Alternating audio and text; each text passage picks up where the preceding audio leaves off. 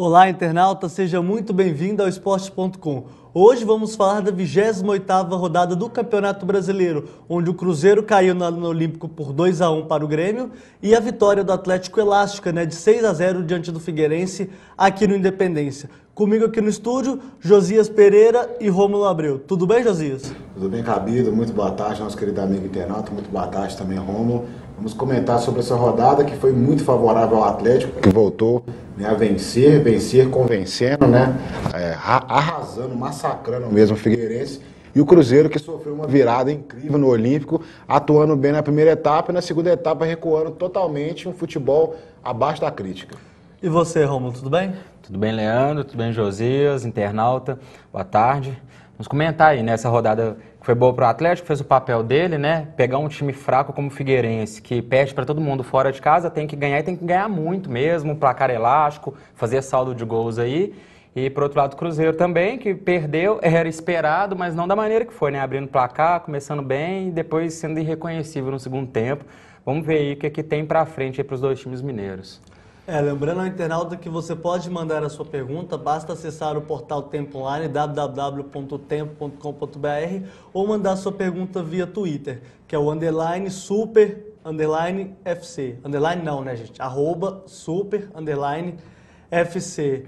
Daqui a pouco a gente vai mostrar os resultados da rodada, que foi picada, Quinta-feira teve jogo, e sábado teve jogo, e ontem foi um domingo de eleições por todo o Brasil. As pessoas ontem votaram, elegeram seus candidatos a prefeito, a vereador. Daqui a pouco a gente vai mostrar a rodada e a classificação do Campeonato Brasileiro. Bom, vamos começar falando do Cruzeiro. O Cruzeiro jogou lá no Olímpico, perdeu por 2-1, conseguiu um gol com o Anselmo Ramon, mas permitiu um Grêmio agressivo no segundo tempo, que fez 2 gols e conseguiu a vitória diante lá da Raposa. Josias, o que você achou desse jogo do Cruzeiro, hein? Bom, eu tive a oportunidade de acompanhar esse jogo, até fazer a crônica do jogo aqui para o Super FC. Realmente foi um jogo, assim, um primeiro tempo, o Cruzeiro demonstrando futebol até razoável, conseguindo marcar muito bem o ataque do Grêmio, as subidas, as investidas do Grêmio, pela lateral principalmente, com o Anderson Pico, atacando ali pela ponta e também o Pará. Só que o que aconteceu? O Cruzeiro conseguiu fazer o gol, uma jogada assim... meio que um chute assim muito forte do Anselmo Ramon. Eu achei falha do goleiro. A bola acabou quicando e o goleiro Marcelo Groi acabou aceitando o gol aí do Cruzeiro. Até esse momento a gente pensava que o Cruzeiro conseguiria, a vitória, porque o Cruzeiro estava jogando bem, estava conseguindo pressionar o Grêmio. Não eram tantas jogadas ofensivas que o Cruzeiro conseguia ter, mas conseguia conter ali o meio de campo, as jogadas do Zé Roberto, O Elano acabou se contundindo na partida, acabou entrando o Leandro no lugar dele. E não foi nem o Leandro, foi o Leandro mesmo, depois foi o Marquinhos acabou entrando na segunda etapa.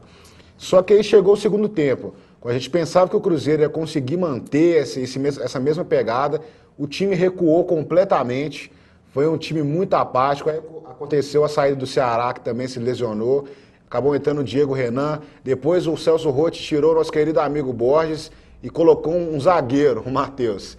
E aí chamou o time do Grêmio todo para cima, Todo para cima do Cruzeiro, foi aquela pressão, aquele Deus nos acuda. O que aconteceu? O Cruzeiro não conseguiu resistir, Marcelo Moreno entrou na partida no lugar do André Lima, e aí o Marcelo Moreno fez o primeiro gol, no vacilo da zaga do Cruzeiro, que fez uma linha de impedimento muito burra, diga-se de passagem, péssima linha de impedimento, acabou sobrando para o Marcelo Moreno, que encobriu o goleiro Fábio, marcando o gol de empate. E depois, aos 32, aconteceu o gol do Marquinhos, o gol da virada, que o Leandro chegou na ponta, chutando forte, o goleiro Fábio acabou espalmando para o meio do gol. A gente pode considerar uma falha, mas o Fábio salvou em diversas oportunidades e acabou falhando nesse lance. Mas realmente. um erro não justifica um acerto. Um acerto, Ele está lá para isso, Ele está lá para defender, não para só uma bola no meio da área. Acabou espalmando, para o meio da área, a falha dele, uma falha que foi crucial para a partida. E o Marquinhos aproveitou a sobra e marcou o gol da virada, do Grêmio.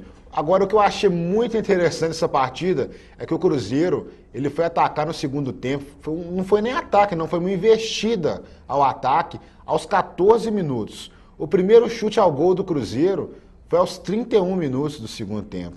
E depois disso o Cruzeiro assistiu o Grêmio atacando o tempo inteiro. Não, assistiu não, José? O tempo todo, todo ele tempo. assistiu o jogo. Ele assistiu o jogo, Isso. E aí foi atacar novamente só aos 44 minutos com o chute do Marcelo Oliveira. Ele driblou 2, também teve um chute do Montijo, mas não passou muito perto o lance.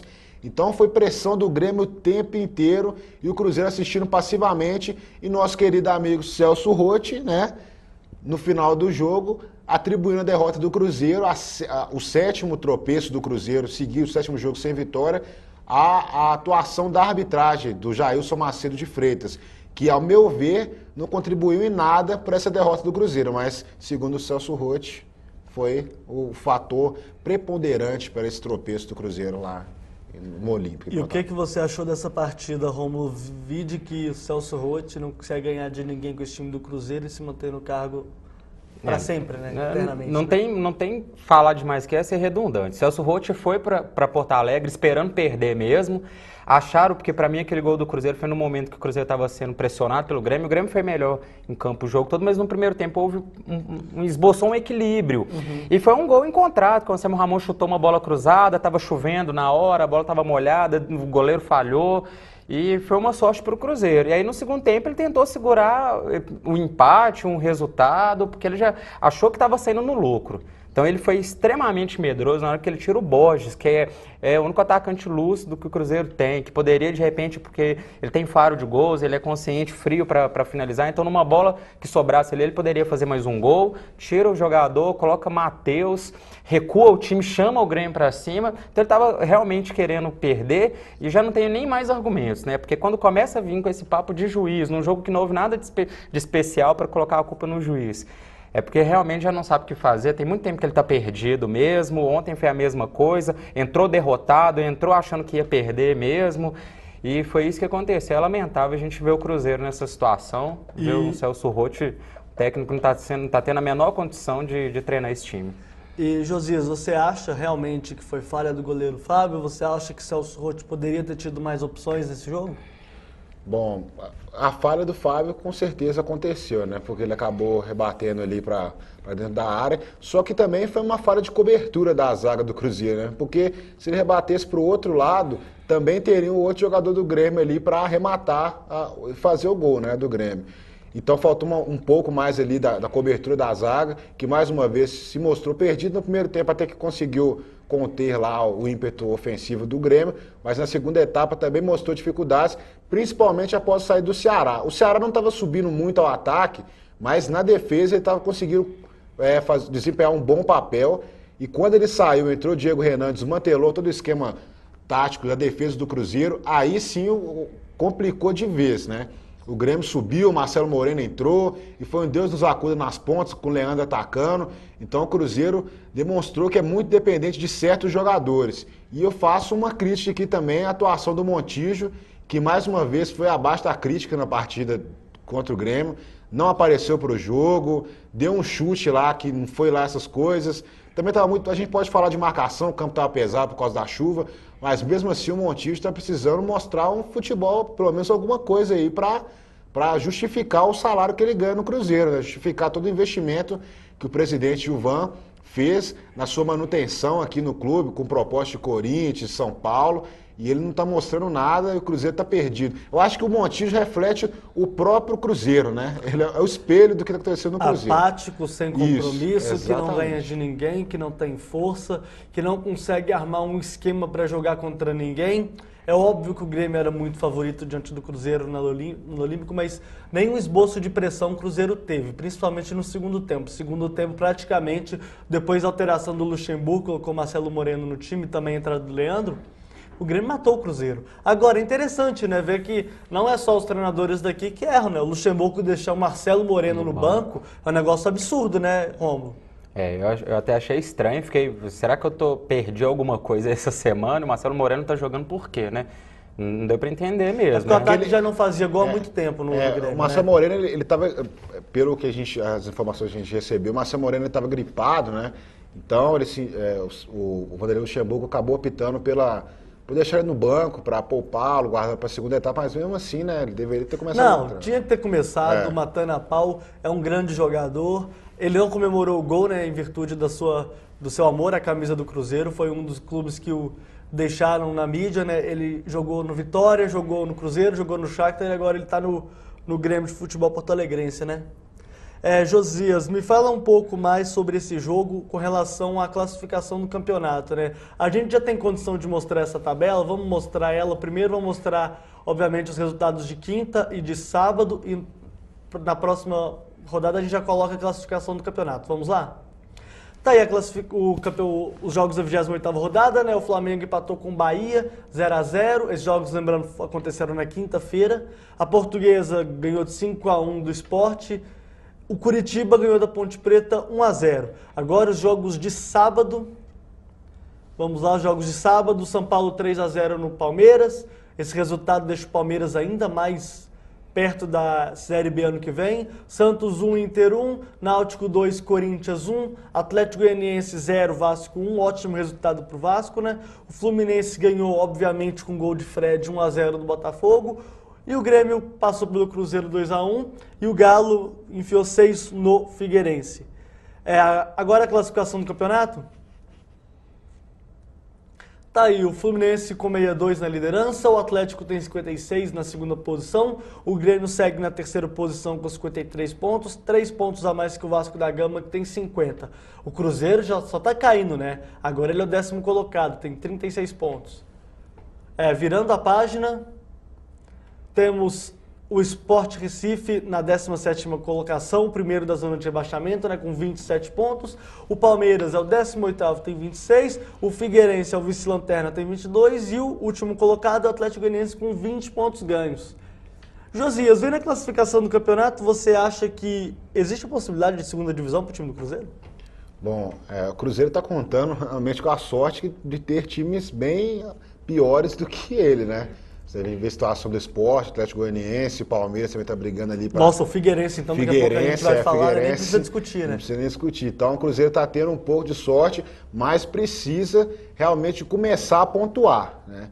É a necessidade que o Cruzeiro tem extrema. Essa partida contra a Portuguesa, quarta-feira, o Cruzeiro tem que voltar ao caminho das vitórias urgentemente. Já são 7 partidas sem nenhuma vitória. E a gente pega a tabela na 22ª rodada, a gente está até fazendo uma matéria sobre isso. O Cruzeiro, ele estava se ele ganhasse o Botafogo, ele ficaria a 1 ponto do G4. De lá para cá, o Cruzeiro conquistou 2 pontos. Foram 21 jogos, 21 pontos possíveis, o Cruzeiro conquistou 2.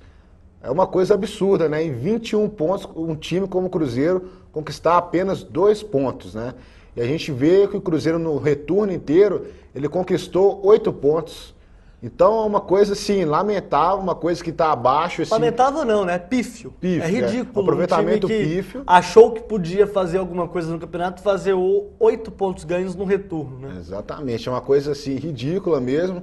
E se não fosse o primeiro turno, aquelas vitórias lá, umas vitórias com placares magros, o Cruzeiro conquistou no primeiro turno ali, essas 2 vitórias no começo do retorno, o Cruzeiro estaria numa situação muito pior do que ele está hoje. Está no meio da tabela ali, mantendo essa posição, tem a oportunidade agora de vencer a Portuguesa, que também não é um adversário fraco. A gente tem visto como a Portuguesa tem jogado bem principalmente em seus domínios, mas também fora pode assustar, levar muito perigo, porque a gente está vendo o Cruzeiro, a gente não consegue visualizar o Cruzeiro como um time que tem condições de ganhar de outra equipe, né, com facilidade, né? Ainda mais uma equipe como a Portuguesa que vem não, nem com dificuldade também. Nem com dificuldade. A situação não tá boa, não. Não tá boa. Agora, o Bruno aqui de Belo Horizonte, obrigado, Bruno, pela participação aqui conosco. Rômulo, já podemos esperar um clássico entre América e Cruzeiro na Série B ano que vem? Dá para imaginar, né? Porque o América não sobe mais. E o Cruzeiro, jeito nenhum, né? De tá jogando também, né? Justamente. E o Cruzeiro, baseando tudo que o José falou, a matéria que ele está fazendo, isso aí é campanha de quem vai ser rebaixado mesmo. Mas a distância do primeiro time na zona de rebaixamento, que é o Sport, ele tem 27 pontos. O time que está acima dele tem 32, que se não me engano é o Curitiba. Então são 5 pontos de distância. O Cruzeiro realmente está contando com a sorte, porque ele ainda tem uma certa gordurinha em relação à zona de rebaixamento. Mas se continuar com esse desempenho que tem tido desde a 21ª rodada para cá, é um sério risco e aí já pode começar a cogitar clássicos no Independência ano que vem, às terças-feiras, 9 horas da noite, sexta-feira, 9 horas da noite, né? Sábado. Não, mas eu sinceramente, Bruno, não acredito nisso. O Cruzeiro, ele conseguiu fazer um bom primeiro turno, é um primeiro turno que a gente pode considerar ele para as pretensões do Cruzeiro esse ano, digamos, até de forma satisfatória, de forma digna. apesar desse segundo turno horroroso, mas 36 pontos hoje, o Cruzeiro precisa de 2 vitórias talvez para escapar de uma eventual queda. Então é muito difícil, eu não acredito nisso, sinceramente. O Lucas comenta aqui, falando que falta ao Cruzeiro um técnico, laterais, 2 volantes e atacantes, ou seja, quase tudo. Gostaria de saber do Josias o que ele acha. É sua, Josias? Bom, faltando tudo, né? Realmente que... ele só não detona aqui o meio-campo, né? Mas você detonou o Montijo também, pode falar. Pode, com certeza. O Montijo está abaixo da crítica, eu venho falando isso há muito tempo. Partidas realmente pífias do Montijo. E quando ele não joga, se a situação já é ruim, com o Montijo jogando mais ou menos, se ele não joga, aí é pior ainda, aí você já pode esperar nada. Porque o que faltou naquele jogo contra o Grêmio foi o seguinte, o Borges, ele estava isolado lá na frente, disputando bola com os zagueiros do Grêmio, e aí apareceu o Anselmo Ramon caindo na ponta, e o Montijo sumido do jogo, não conseguia conectar, né, os passos com o ataque, então não tinha nada, o Cruzeiro não tinha ligação com ataque nenhum, era só chute pra frente, proteção da defesa ali, a bola morria no meio de campo, era chutão lá pra quem quisesse pegar a bola, pegava. Então foi um jogo muito terrível que o Cruzeiro fez. Agora, comentando o que o Lucas disse, nosso internauta, agradecer a participação dele, o que aconteceu é que o Cruzeiro precisa realmente começar a estruturar já para a próxima temporada, né? Não pode continuar com essa mentalidade. A gente sabe como é que foi essa temporada, foi difícil, o Cruzeiro estava com dívidas, problema de mudança de administração. Então o Cruzeiro precisa começar a planejar desde já o que fazer no próximo ano. A gente vê possibilidades, por exemplo, do Alex pintar no Cruzeiro. Não fala isso não. Semana passada, não foi nem a torcida do Cruzeiro que caiu para trás, não. A torcida do Atlético. A torcida do Atlético encheu a caixa de mensagens aqui falando que quer o Alex também no Galo, hein, José? Então toma cuidado para falar do Alex. O Alex pode pintar em Minas Gerais, né? Vamos colocar assim, então pode ser no Cruzeiro ou no Atlético. Então você tem que começar a pensar realmente em montar essa equipe e montar uma equipe forte. Não é contratar Rudinei, não é contratar Amaral. Poxa, coitado do Rudinei, o cara fez um jogo. Fábio Lopes, né? Ninguém sabe de onde veio parar. Nem o Mancini sabia, né, quem era Fábio Lopes, né? E apareceu no Cruzeiro. Então tem que ser jogadores assim que realmente vão resolver o problema do Cruzeiro. Não jogadores dessa qualidade técnica que foi contratada no início desse ano. Vocês concordam? Essa é para você, viu, Rômulo? A última aqui para a gente ir para o Atlético. Vocês concordam que as críticas que a torcida faz em relação ao Fábio são justas? Acho que chamá-lo de mão de alface é sacanagem. Se não fosse o Fábio, o Grêmio iria ganhar de no mínimo 5-1. Eu concordo com você, viu, Carlos? Não sei o que você acha, Rômulo.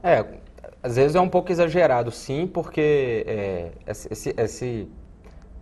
esse apelido de mão de alface foi por causa do início dele no Cruzeiro. Ele realmente cometeu muitas falhas quando ele chegou ao Cruzeiro, depois se consolidou, mas realmente o Fábio, o grande argumento de quem é anti-Fábio, que ele nunca ganhou nada para o Cruzeiro, que ele não é um goleiro vencedor, campeão e tal. Porque o time não vai mais, né? Mas aí também não dá para atribuir a ele somente, né? E ele realmente salva o Cruzeiro em muitas situações. Essas derrotas aí, às vezes o Cruzeiro perdeu de 2-1, poderia ter perdido de 4, de 5, ele fez boas defesas sim contra o Grêmio, em vários outros jogos. Eu digo que ano passado, em 2011, no Campeonato Brasileiro, o Cruzeiro não caiu porque em muitas situações ele salvou sim. Sim. Né? O Cruzeiro nada funcionava, ele estava lá fazendo milagre, lá a defesa batendo cabeça, ele fazendo milagre sim. O problema do Fábio é a falta de humildade dele, que às vezes cria resistência na torcida, porque quando ele falha, ele não assume, né? É complicada essa situação, mas eu acho que às vezes a torcida pega sim no pé dele, porque a torcida está começando a ficar calejada. É uma torcida que não está acostumada, né? Então é complicado. Agora, a questão do Fábio, na minha opinião, é que, por exemplo, ele pegou ótimas bolas contra o Grêmio, né? Fez uma defesa de cabeçada sensacional a queima-roupa ainda no primeiro tempo. Mas aí é que está o problema. A gente vê o Fábio fazendo essas defesas e chega no segundo tempo e ele me comete um erro, vamos falar, na verdade, infantil. Ele não pode espalmar aquela bola pro meio da área, igual ele espalhou. A bola veio daquele jeito, estava molhada. Poxa, ele tá lá para defender a bola. Ele tá lá para ser o goleiro, que ele ganha para isso. A gente cobra aqui ele na seleção brasileira, mas, né, ele cometeu um erro infantil. E igual o Romulo falou, o problema é que ele também não reconhece as falhas dele, né? Bom, a última do Cruzeiro aqui. Josias, você não acha que é sacanagem exigir do Montijo levar esse time nas costas sozinho? Eu acho. Não, eu não tô nem cobrando assim que ele leve o time nas costas, eu só tô cobrando que ele comece a jogar pelo menos alguma coisa. né, do que ele jogou no início do ano, né? No início do ano não, desde quando ele chegou no Cruzeiro, né? Pelo menos relembrar aquele Montijo que a gente está acostumado, um Montijo de raça, de toque de bola, um Montijo que sobe para o ataque, que tenta o drible, que tenta as jogadas de profundidade, coisa que o Montijo ele não está fazendo mais. Ele é o único homem do meio de campo do Cruzeiro? É. Mas o Cruzeiro também precisa demonstrar que ele tem capacidade, que a gente sabe que ele tem capacidade de fazer isso. Com certeza. A gente sabe. E sabe também que imputar todo esse problema do Cruzeiro nas costas do Montijo é uma situação complicada. Mas ele também precisa começar a jogar, precisa começar a chamar mais o jogo, precisa começar a mostrar que ele é o camisa 10 do Cruzeiro. Porque se a gente começar a colocar, por exemplo, o Leandro Guerreiro não vai ser um jogador que vai armar jogadas com o Montijo. O que ele vai fazer? Vai continuar defendendo, vai continuar tirando as bolas, tentando o Leandro Guerreiro não vai fazer nada. Não vai fazer nada, guarnecer a defesa. Ele tá lá para não fazer nada. E fora isso, só tem realmente o Montijo. Se ele não jogar, aí complica mais ainda, né? A culpa realmente não é só dele. Tudo no Cruzeiro dá errado, se a gente for parar para pensar. É zaga, é volante, meio de campo, ataque que não funciona. O Cruzeiro foi fazer um gol com o Anselmo Ramon. O Cruzeiro não fazia gol há praticamente 5 rodadas, né? Um atacante do Cruzeiro não fazia gol há 5 rodadas. Então a gente percebe que é um time totalmente desequilibrado e que passa por todos os setores, não apenas um setor, todos os setores do Cruzeiro falham, a começar também pelo comando técnico. A gente já cansou de criticar aqui o Celso Roth, que realmente está perdido lá na beira do campo, não sabe o que fazer, não sabe o que escalar, então tá tudo completamente errado. Começa na direção, passa pelo treinador, isso reflete no time e fica na torcida, então é aquela avalanche que a gente está vendo aí no Cruzeiro, é uma situação muito complicada aí nesse... Coitado do Celso Roth, cara, ele tomou chuva lá no Olímpico. Só um palpite, eu concordo que o Montijo, ele tá realmente aquém do futebol dele, mas não dá pro cara, jogador nenhum joga sozinho, e ele do lado dele, o meio de campo do Cruzeiro não tem quem possa dialogar com ele dentro de campo. Sabe quem jogou sozinho? Esse cara que a gente vai ver agora, solta aí, Fausto. Tá aí, vamos falar do Atlético agora. Ronaldinho Gaúcho na ponta direita, na ponta esquerda, aliás, tentou o cruzamento, acertou um gol. Primeiro gol do Galo aí, 1x0 Galo contra o Figueirense. É verdade. Lembrou muito o gol que ele fez no cima, né? De falta, contra a Inglaterra na Copa de 2002. Ele chorou aí, o padrasto dele faleceu durante a semana, né? E a gente não sabia disso, né? Isso. Aí um passe dele pro Hever, sensacional. Na verdade, ele tentou fazer isso no primeiro gol, né? É a mesma jogada, só que aí em bola parada. Falha horrorosa da marcação do Figueirense, que não viu o Hever puxar sozinho na ponta direita, né? Um belo gol, aí já estamos no segundo gol, 2-0. Vamos agora para o terceiro gol alvinegro. Tá, enquanto os caras se abraçam, né? Bonito isso, né? Que alegria.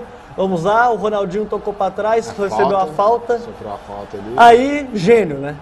Gênio, todo mundo pulou e ele esperto. Gênio, o Igor Silveira tá falando aqui que o Ronaldinho Gaúcho é mito, o que ele fez um sábado foi coisa de outro mundo.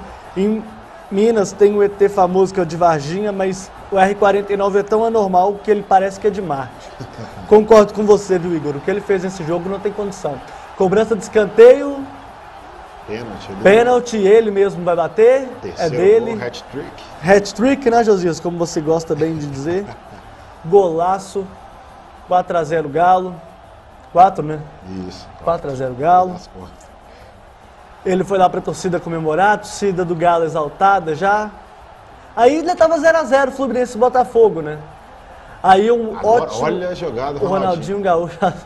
Que coisa, hein? Ninguém também tenta matar, né? Olha lá, todo mundo assistindo. E essa viradinha? Os caras têm um respeito, Nossa, né? o Bernard foi lá, invadiu a área e puf, gol. Olha essa caneta que ele meteu ali no meio. Gente, mata a jogada aí, mata a jogada, gente. Falta, né? O pessoal do Figueirense também jogando bola. Olha esse lá. camisa 6 acompanhando. Nossa senhora. Aí viu o Bernard sozinho, caixa do Galo. 5-0 Galo, gol de Bernard. Destaque, outro destaque. Jogando demais o Galo, hein? Essa partida. Tá aí o último gol, lançamento da esquerda. O Jô tocou para o meio, para quem? Também. Carlos César. Golaço. Lindo gol do Galo. O Galo acabou com o Figueirense. O Felipe tá perguntando aqui. Pode falar que também isso tudo tem a ver com o time do Figueirense é horroroso? Claro que tem, viu, Felipe? Vamos ouvir agora as entrevistas coletivas pós-jogo. Só festa torcida. Estou bastante feliz, esse ano vem saindo os gols nos momentos importantes. Lógico que foi uma goleada, mas foi um momento importante que veio o gol para mim, particularmente, para o Atlético também.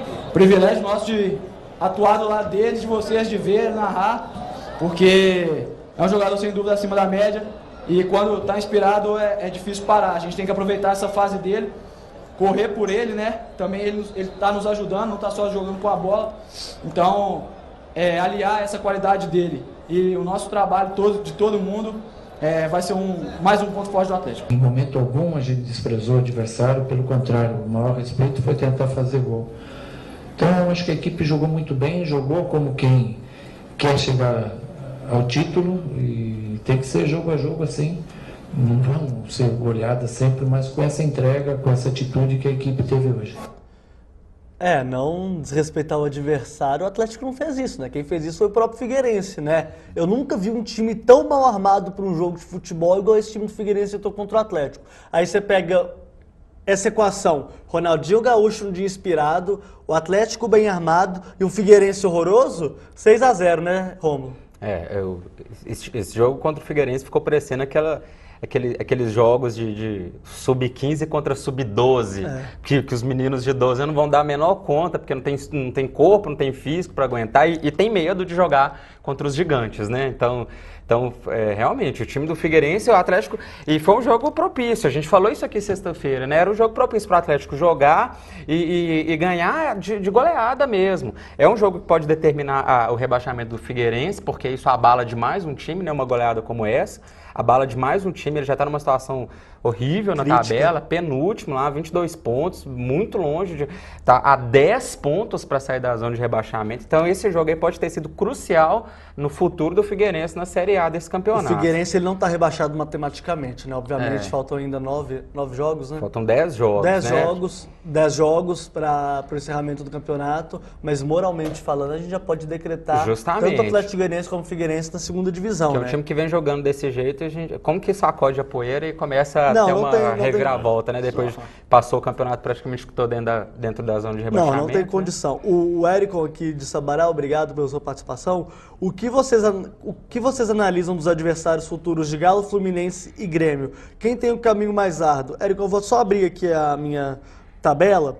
A gente tem uma próxima rodada, uma rodada interessantíssima agora no meio de semana, onde o Atlético pega o Inter lá no Beira-Rio, nem precisa falar nada, né? Um Grêmio que pega um Sport Recife, que foi humilhado pela Portuguesa lá em São Paulo, lá na Ilha do Retiro. É um jogo complicado até de falar um pouco dele, porque a gente sabe da força do Sport em casa, mas a gente viu o Grêmio jogar contra o Cruzeiro, então o Grêmio não é um time bobo, vai chegar lá e deve bancar como favorito sim. E no caso do Fluminense, pega o Bahia no Pituaçu, né? O Fluminense que não tá jogando, na minha opinião, não tá jogando um futebol bacana, não tá jogando um futebol atraente, mas tá cozinhando o jogo e vai lá o Fred, faz um gol, pronto, acaba com o jogo. A gente falava muito do Fluminense em relação tem muitos clássicos ainda no Rio de Janeiro, vai pegar ainda Flamengo, vai pegar ainda Vasco, vai pegar ainda Botafogo. Botafogo e Flamengo já foram. Já foram. 6 pontos ali. Eu falei que o Fluminense ganharia 4, ele foi lá e pegou 6. E ainda tem o clássico contra o Vasco, né? Que acontece na última rodada, vale lembrar isso. No dia que o Vasco pega o Fluminense, o Atlético pega o Cruzeiro. Então não dá muito para contar com esse jogo, né? E na sequência, na 30ª rodada, o Galo pega o Sport Independência, nem precisa também falar o que o Atlético tem que fazer, né? O Fluminense pega a Ponte Preta em casa, né? Aí também a gente vai ficar batendo soco na ponta de faca, né? E o Grêmio pega o Botafogo, já é um jogo mais complicado. E aí, o que você acha, Romulo? Essa reta final aí, ela envolve muita coisa, né? Não é simplesmente analisar jogo por jogo, o Fluminense vai pegar o Sport em casa, a Ponte Preta em casa, o Atlético vai pegar o Sport em casa também, porque a gente viu o Atlético Goianiense vencendo o Fluminense, que era um jogo que todo mundo considerava que o Fluminense ia vencer. Eu acho que era o susto que o Fluminense precisava. Sem dúvidas. E o Atlético passou por isso também, perdeu para o Náutico, lá jogando na... O Atlético foi mais instável nesse segundo turno, sim, está sendo mais instável, né? E o fator emocional, a chegada, o final vai chegando e o time o que eu vejo o Fluminense se sobressaindo em relação aos concorrentes diretos, o Atlético e o Grêmio, porque o Fluminense está fazendo isso que você disse, está cozinhando o jogo, ou seja, está jogando de uma maneira muito fria, muito frio, muito calculista, ele consegue segurar o jogo. É muito do Abelão isso, né? É Jogar verdade. E está sendo muito pragmático, muito objetivo, né? Faz o gol, segura a vitória. E por exemplo, essa vitória do Atlético de 6-0, ela pode iludir um pouco, né? A gente se comparar o Atlético devolver o 6-0 que ele sofreu, na verdade, 6-1 pro Cruzeiro, e foi uma vitória do Cruzeiro ano passado que prejudicou o time esse ano, porque iludiu o time, iludiu a torcida, iludiu todo mundo. E a torcida do Atlético não pode se iludir com esse resultado de ontem, porque foi 6-0, tem que vibrar, tem que comemorar, é uma goleada que lava a alma, que empolga, o Ronaldinho jogou muito mesmo, segundo o Cuco, o melhor jogo que ele fez aqui com a camisa do Atlético, mas foi contra um Figueirense pífio, né? Tem aquele detalhe, o Ronaldinho tem feito um bom campeonato?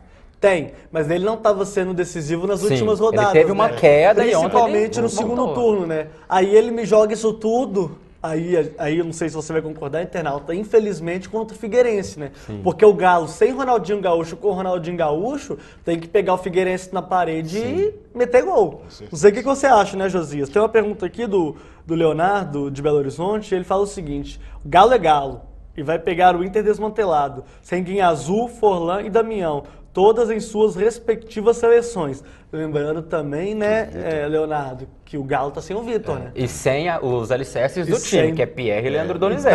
Então, né? E pra mim, o maior desfalque do Atlético são esses dois volantes. Sim, com certeza. Chama mais que o Ronaldinho, mais do que o Vitor. Até um pouco com relação à defesa do Atlético, né? O Hever e Leonardo Silva. Sim. Mas o que você acha, Josias? Mas eu conversando até com nosso querido amigo, né, Fernando, que voltou de férias, né, que também já estava no plantão. E o Guilherme já está enchendo o saco aqui já. O Guilherme já está aí, né? Em vez de aproveitar as férias, ô Guilherme, um abraço para você. Você me substituiu muito bem aqui na sexta-feira, mas vai curtir uma praia, né? Um abraço para você, amigão. Ele falou que vai. E aí o Fernando voltou, né? A gente estava até comentando, que ele fez o plantão junto comigo esse final de semana, a gente estava até comentando como que, logicamente, foi um adversário fraco, né? A gente considera mesmo o Figueirense um adversário muito fraco, o Figueirense, só que Serginho e Felipe Souto, eles atuaram muito bem nessa partida contra o Figueirense, né? E o Serginho até foi destacado, né? Assim, pelo seu grande poder de marcação, até queimou minha língua, porque eu falei muito mal dele aqui na sexta-feira, mas no sábado ele realmente mostrou que tá inteiro. Foi contra o Figueirense, a gente sabe, tal, já comentou aqui, mas foi uma boa partida do Serginho. Então vamos ver agora contra o Internacional, que já é um time muito mais estruturado, um time muito mais forte, jogando em casa também.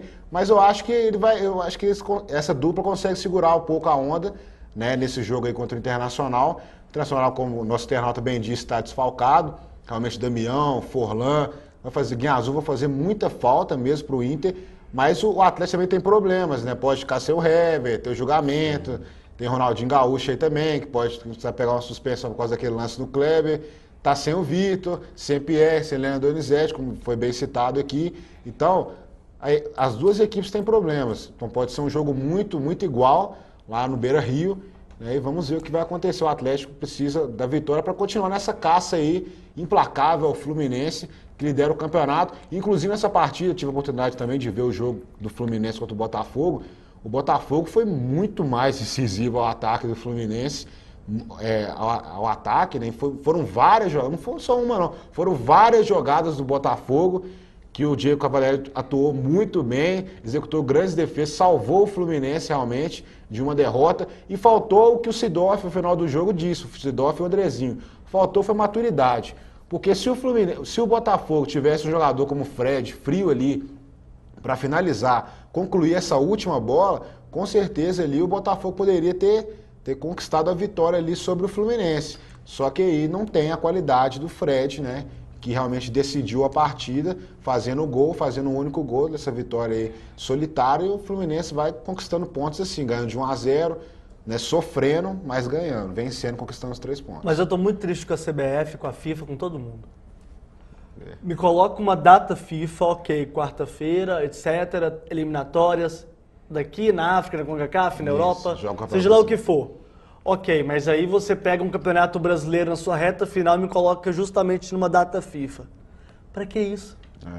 Eu realmente não entendo essas coisas. Vai pegar um Galo Internacional, um dos maiores clássicos do futebol brasileiro, sem 4 jogadores que são sensacionais. Para que isso? Para que ferrar com um campeonato que tá tão legal, tão emocionante, e jogar no lixo, igual tá fazendo com o Santos? O Santos com o Neymar é um time, o Santos sem Neymar é outro. Pega o São Paulo, tira o Lucas do São Paulo.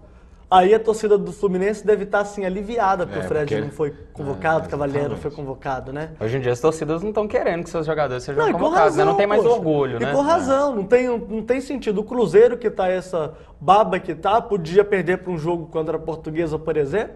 O Montijo, o Arias e também o nosso glorioso Vitorino, que foi para a seleção uruguaia. Ele foi convocado, vai jogar no meio de semana pela sua seleção. Então realmente não dá para entender isso, sabe? A CBF tem a equipe que faz o calendário dela, por favor, podia olhar essas coisas, né? Seria um favor pro futebol brasileiro, né? Isso não é defendendo, por exemplo, o Atlético ou o Inter, ou se fosse o Cruzeiro, não está defendendo o time, está defendendo o espetáculo, né? Porque um jogo sem Leandro Damião, um jogo sem o Vitor, sem esses grandes jogadores, ele perde muito seu brilho, né? Então, realmente não tem prejudica. sentido, não tem a torcida sentido. até tem torcedor que deixa de ir a campo porque o ídolo dele não vai estar jogando, né? Exatamente. Então prejudica sim, e prejudica em vários setores, né? Eu tô lendo aqui um dos internautas, eu vou ler aqui a pergunta dele, o Ronildo tá perguntando quem que o Internacional não tem para a partida, né? Além de não ter esses 3 caras que são peças fundamentais para suas seleções, lembrando também que o D'Alessandro, para a sorte do Internacional, não foi convocado, o Índio também está com uma lesão muscular, provavelmente ele não joga, tá? Seria um ótimo desfalque pro Internacional em relação ao Atlético, né, cara, Rômulo? Mas por outro lado também o Atlético ele deve perder o Hever, né? E o Luiz Eduardo, que é o único zagueiro que tá que é o reserva no lugar junto com o Rafael Marques, ele tá desfalcado, ele tá machucado, pode não se recuperar aí durante a semana, e se o Hever de fato for condenado aí, e é de 4 a 12 jogos, então não deve ficar um joguinho só fora, Ele pode prejudicar o Atlético muito. Ele pode ficar né? até fora do campeonato. Fora do campeonato, porque falta menos de 12 rodadas, né? E realmente o que o Hever fez contra o Flamengo, eu não vou aqui ficar falando, ele tomou um soco. Eu nunca vi um cara tentar dar um soco pelas costas daquele jeito, eu nunca vi isso na minha vida. Mas, e também nem se compara, o atleticano tá falando, o atleticano reclamando. O que ele fez foi um crime. Se o cara é do Flamengo, se o Cáceres fosse fazer um BO contra uma ocorrência policial contra o Hever, estaria todo o direito dele. Porque o que o Hever fez foi um absurdo. Um cara, capitão do time, convocado para a seleção brasileira, me dá um soco daquele jeito dentro da defesa. Não faz o menor sentido, Josias, vamos às considerações finais. A gente tem rodada no meio de semana. Eu vou falar aqui a próxima rodada do campeonato para vocês.